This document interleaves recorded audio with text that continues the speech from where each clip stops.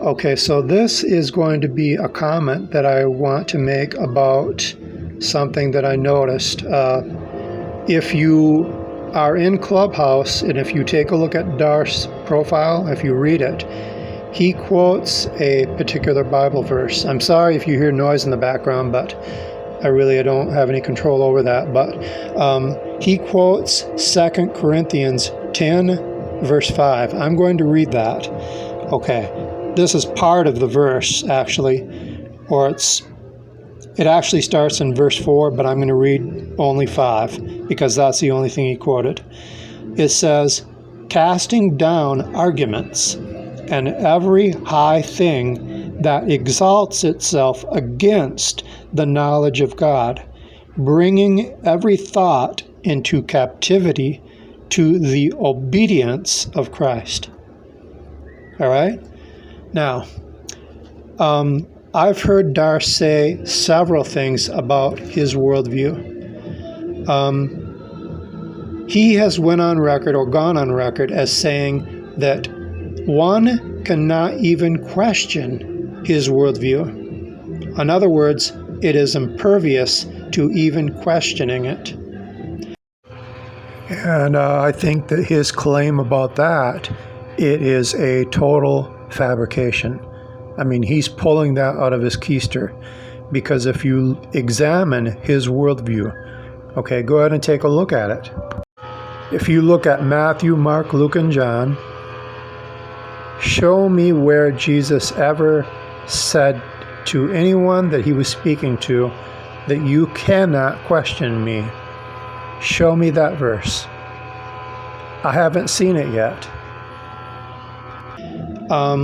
He has also gone on record when he speaks with some of his interlocutors. He has said that he understands their position better than they do.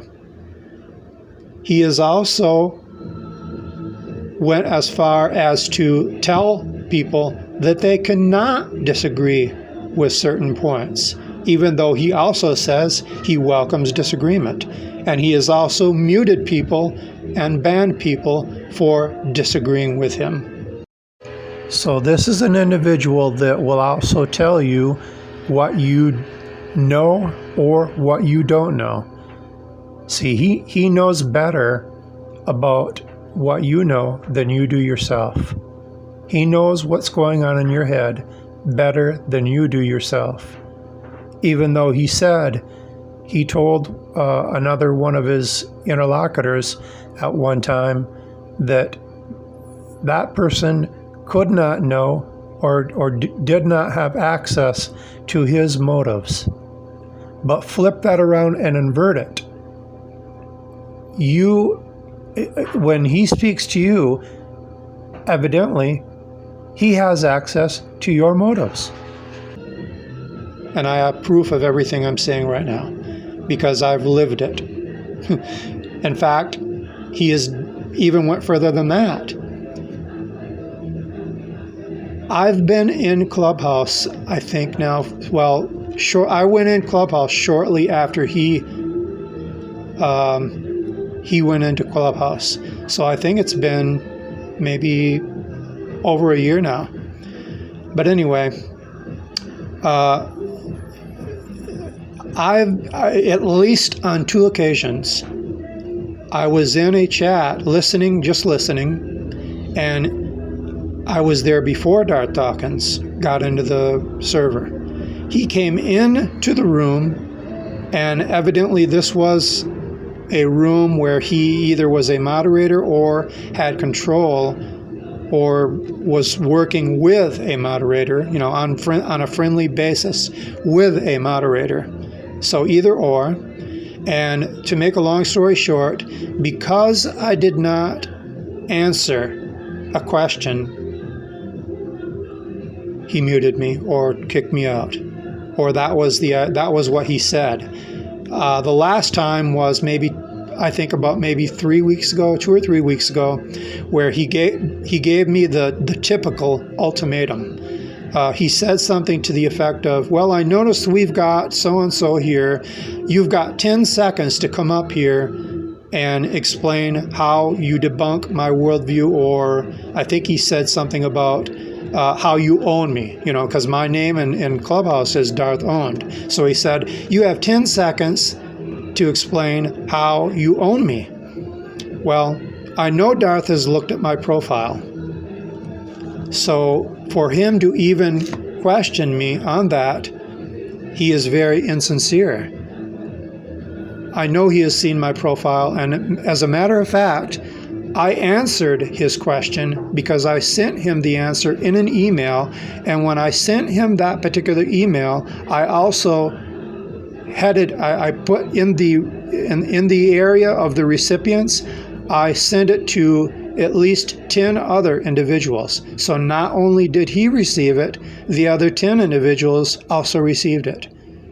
So not only do I have proof that he saw it, and I can tell you how I know. Well, let me put it this way. He opened the email. Let me put it that way. And I know that for a fact. Okay, so let me continue. So in other words, he gives this ultimatum immediately from the beginning. When I'm in there, me personally, I am presented with an ultimatum. I like to use the word coercion. He uses as a strategy or a tactic coercion. So you are placed in a position of being coerced to either answer, or if you choose not to, he will mute you. And of course, everyone knows this is very Christ-like. Yeah. But anyway, so what I want to do is comment on that particular verse that I read earlier, because I think Darth has what I would like to call, I call it a worldview, but I also call it an ideology. It is an ideology which, contrary to what he says, definitely can be examined and definitely can be questioned. As far as I am concerned, it is chocked to the brim, full of inconsistencies, contradictions, errors, both philosophical errors, and if you want to call it metaphysical errors. All of it is based on what he says. So it's literally Darth Dawkins versus Darth Dawkins. Okay? But anyway, the reason why I chose that picture, if you look at the photo in the video, I chose that picture. It's actually a photo or an image that's taken from a very famous movie which came out, I think, either in the late 50s. It's an old movie. It came out in the late 50s or the early 60s, and it was called Ben-Hur. Now, as I said, I think Darth has what I would call an ideology.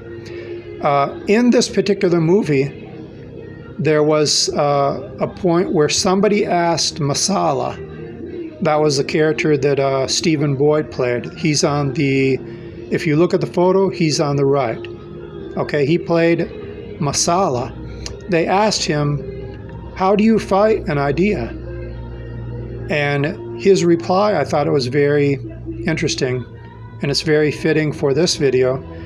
He said, you fight an idea with another idea.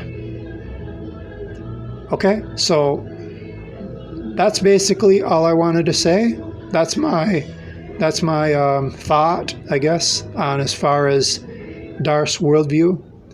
And that's my thought on his Bible verse, because actually you could even say I'm applying that same verse.